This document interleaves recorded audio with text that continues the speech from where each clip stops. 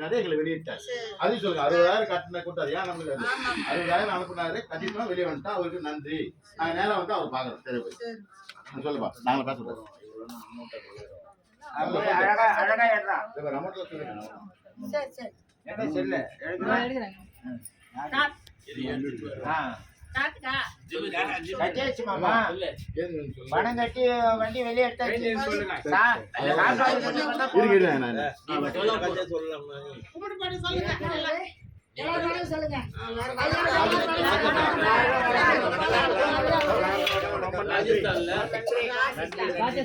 ராஜஸ்தான்ல இருந்து எங்களை காந்து பண்ணி ராஜஸ்தான் எங்களை காமத்து பண்ணி எங்களை வெளியே போனாங்க.